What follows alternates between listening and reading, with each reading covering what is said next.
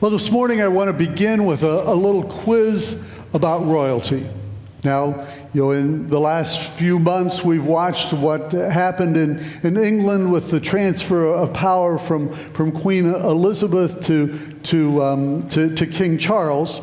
But the quiz is, why was it that King Charles was the next royalty? Was it because of nepotism? Was it because he was Queen Elizabeth's favorite son? Or was it because he was her oldest son? So by a show of hands, how many think that he became king because of nepotism? How many think it was because he was the queen's favorite son? How many think it was because he was the oldest son? Oh, you all are up on your history of the royals at that point. They all got it out at the drive-in too. No one honked at the wrong time.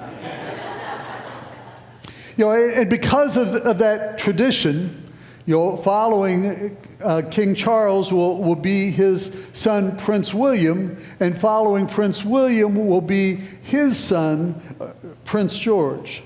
Now this morning, as we talk about our portrait of faith, the person that we're going to be talking about is Jonathan.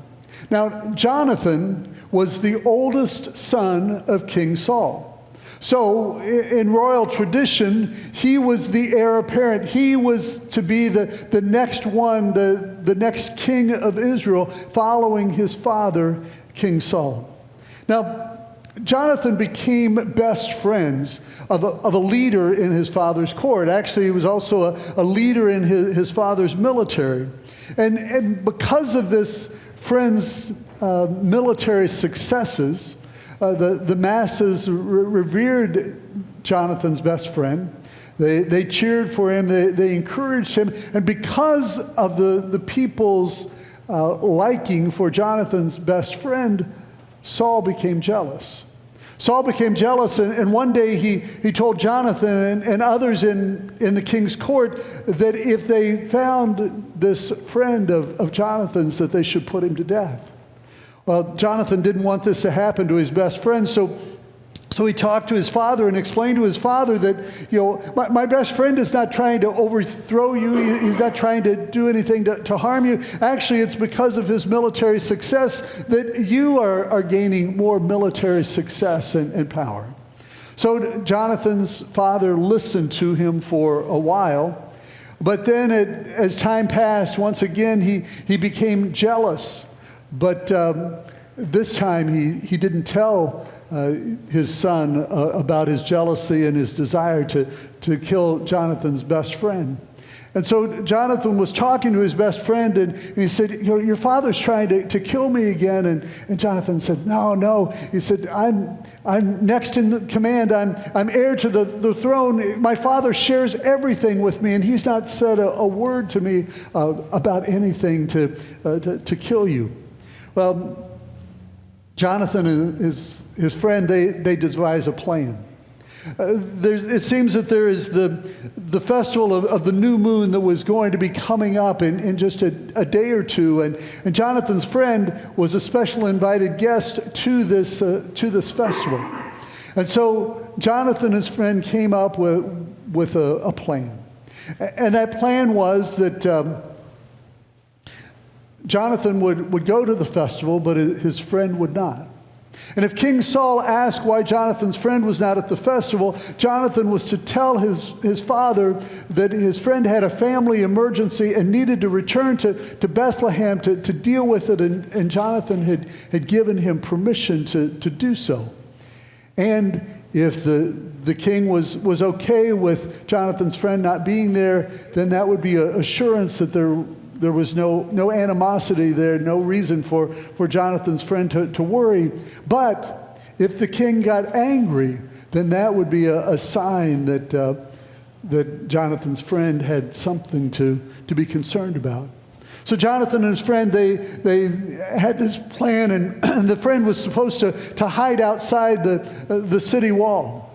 And once Jonathan determined the response of his father, he would go out and he would fire an arrow into into the wilderness outside the city wall, and he would have an assistant with him, would have a child that would run and collect his arrows. And if Jonathan shot an arrow, and it was okay for his friend it was safe for his friend to come back into the city, he would give the child instructions that, come closer, you've gone too far, come closer and find the arrow. But if Jonathan's friend was to leave the area because it wasn't safe for him, when Jonathan shot the arrow, he would tell the young boy, go further away, you haven't gone far enough yet to pick up the arrow.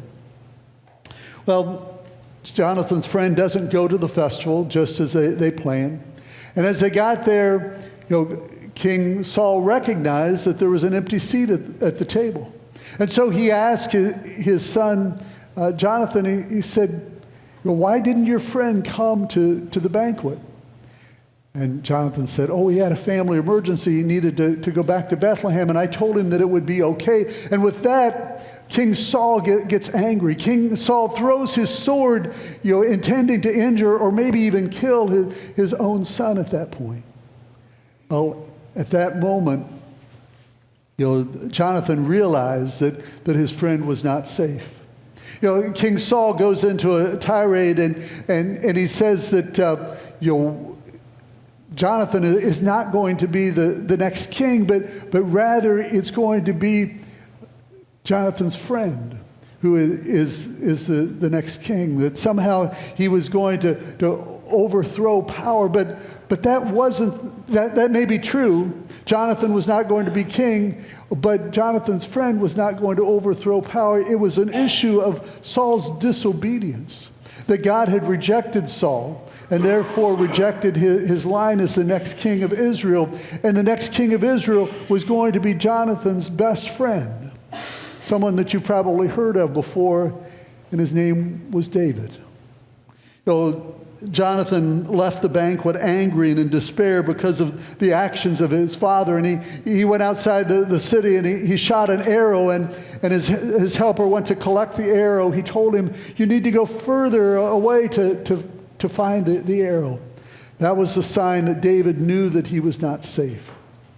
Well, Jonathan calls his helper back and sends him back to town with Jonathan's gear.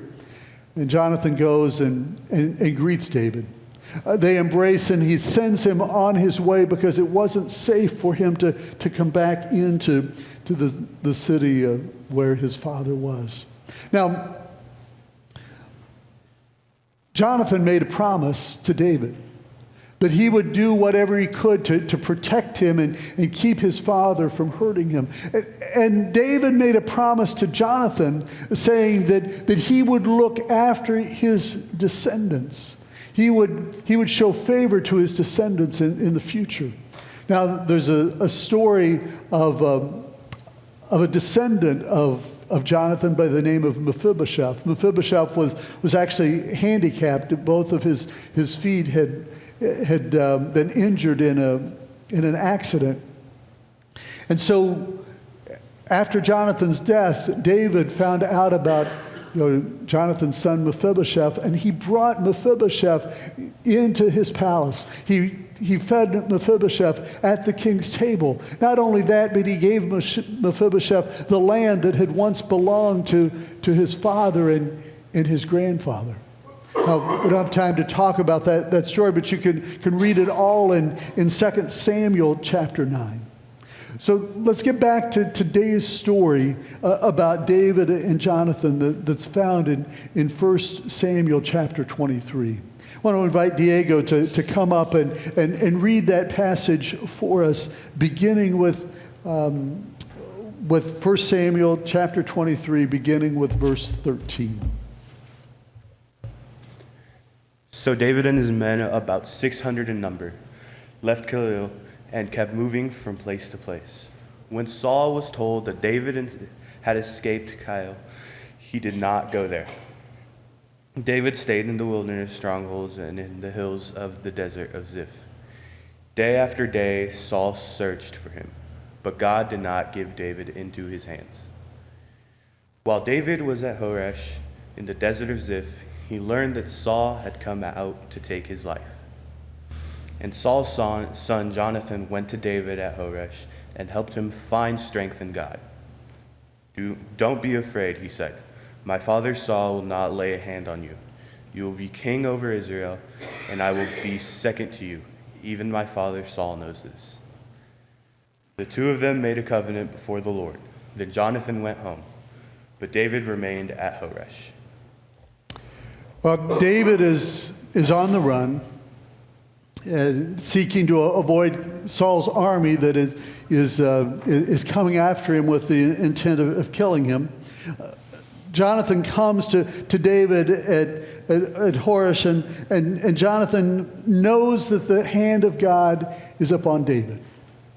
You know, it's interesting that maybe David wasn't convinced of that at that moment because they were seeking after him to kill him, but Jonathan encouraged him. Jonathan, helped him to recognize that God's hand was upon him.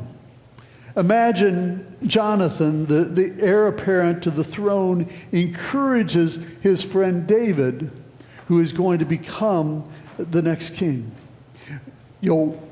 Jonathan knew that the God's hand of blessing rested upon David, and that he was not going to be the next one to be king. Jonathan encouraged David by saying to him, my father Saul will not lay a hand on you, and you will be the next king of Israel.